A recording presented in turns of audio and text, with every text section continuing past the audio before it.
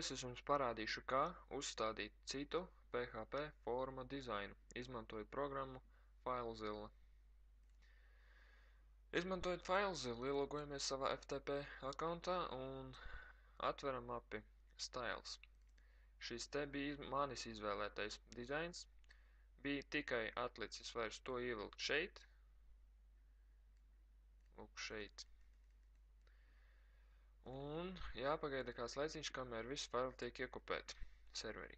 Tad jādodās bija uz sadaļu Style, kur mums parādījās automātiski lūk šis te.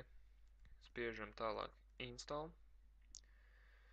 Te ir neliels apraksts par šo te instalēmo stilu.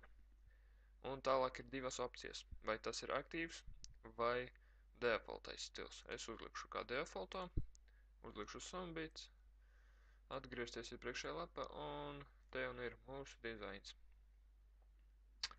Ļoti skaists Pokemon dizains, vai ne? Lai jums veids, paldies!